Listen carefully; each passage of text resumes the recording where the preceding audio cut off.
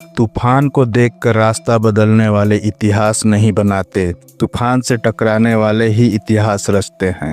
दुनिया की कोई ताकत उस इंसान को हरा नहीं सकती जिसने हार मानने से इनकार कर दिया हो। दोस्तों, क्या आपको कभी ऐसा लगता है कि आपके मन का अपना एक अलग ही मन है? आप पढ़ाई करने का फैसला करते हैं और अचानक आप इंस्टाग्राम पर होते हैं। आप सुबह जल्दी उठने की योजना बनाते हैं, लेकिन आपका दिमाग कहता है बस 5 मिनट और। आप ध्यान केंद्रित करना चाहते हैं, लेकिन विचार बेकाबू घोड़ों की तरह बिखर जाते हैं। सच तो यह है कि हम में से ज़्यादातर लोग अपने मन को नियंत्रित नहीं कर पाते। हमारा मन हमें नियंत्रित करता है। लेकिन सर्वकालिक महानतम आध्यात्मिक नेताओं में से एक स्वामी विवेकानंद ने इस कला में महारत हासिल की।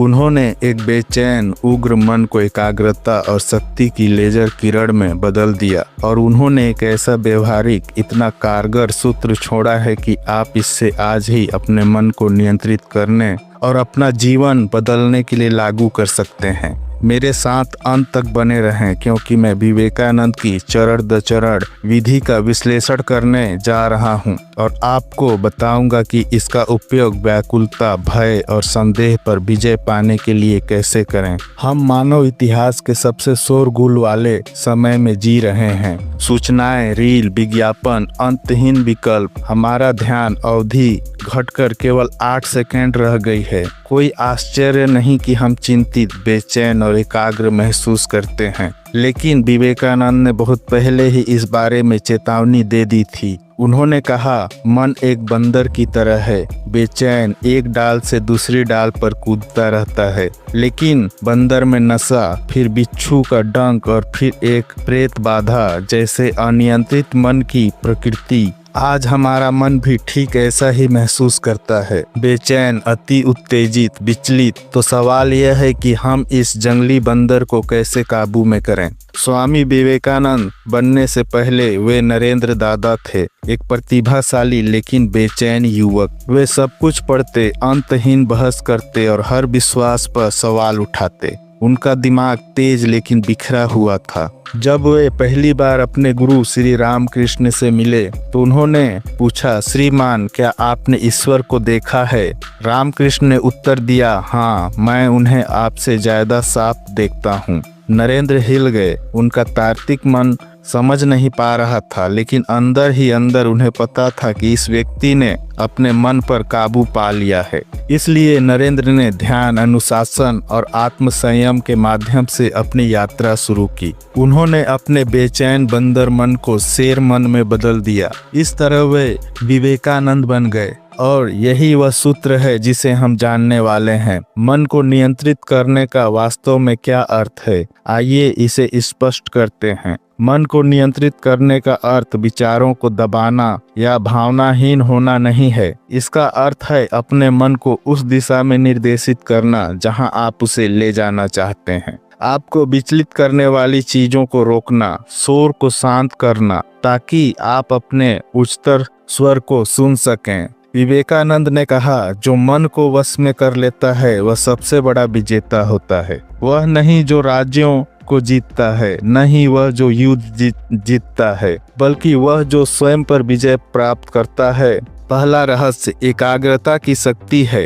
विवेकानंद की सबसे प्रबल शिक्षाओं में से एक यही थी। मन की शक्तियां प्रकाश की किरणों के समान हैं। बिखरने पर वे थोड़ी उष्मा देती हैं, लेकिन केंद्रित होने पर वे जला देती हैं। यही मन को नियंत्रित करने का पहला कदम है। एकाग्रता। सूर्य के प्रकाश के बारे में सोचिए। सामान्य सूर्य का प्रकाश कागज को नहीं जलाता, बल्कि उसे और वर्धक लेंस के माध्यम से केंद्रित करता है। कांच पर एक गिलास और वह तुरंत आग लगा देता है। आपका मन भी इसी तरह काम करता है। बिखरा हुआ मतलब कमजोर, केंद्रित, अजेय, व्यवहारिक व्यायाम। रोजाना 10 मिनट का समय निकालें, स्थिर बैठें, अपनी सांसों पर या शांति जैसे किसी साधारण शब्द पर ध्यान केंद्रित करें। जब भी मन भटके उसे वापस ले आएं। शुरुआत में असंभव लगता है, लेकिन कुछ हफ्तों में आपका मन पहले से कहीं ज्यादा तेज हो जाता है। दूसरा राज, इंद्रियों पर नियंत्रण पाएं। विवेकानंद ने कहा, मन पानी की तरह है, अगर इसे अनियंत्रित छोड़ दिया जाए तो यह कहीं भी बह जाता है।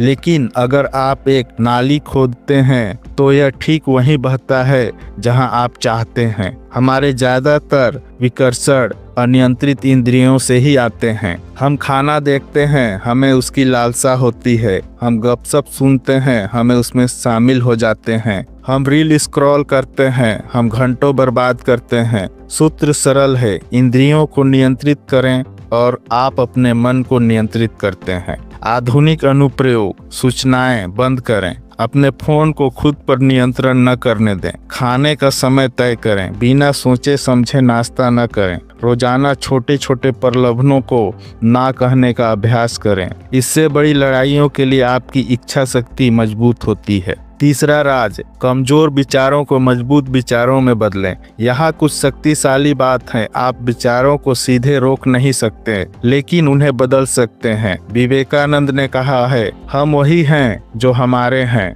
विचारों ने हमें बनाया है, इसलिए इस बात का ध्यान रखें कि आप क्या सोचते हैं। शब्द गौड़ हैं, विचार जीवित रहते हैं। वे दूर तक यात्रा करते हैं। जब नकारात्मक विचार, भय, संदेह, आलस से उठे तो उनसे लड़े नहीं, उन्हें प्रबल सकारात्मक विचारों में बदलें। व्यवहारिक अभ्यास, जब आपका मन कहे कि मैं नहीं कर सकता, उसकी जगह मैं करूँगा रखें। जब आपका मन कहे मैं थक गया हूँ, तो उसकी जगह मैं ऊर्जावान हूँ। जब आपका मन कहे मैं असफल हो जाऊंगा, तो उसकी जगह मैं ऊर्जा में हूँ रखें। समय के साथ मन शक्ति को अपनाना सीख जाता है। चौथा रहस्य, इच्छा पर अनुशासन। अनियंत्रित मन इच्छा का गुलाम होता है। वह अभी आराम चाहता है, बाद में सफलता। लेकिन विवेकानंद ने सूत्र उल्टा दिया, पहले अनुशासन, बाद में पुरस्कार। उन्होंने कहा, जिस दिन आपके सामने कोई समस्या न आए, आप निश्चिंत हो सकते हैं कि आप गलत रास्ते पर हैं।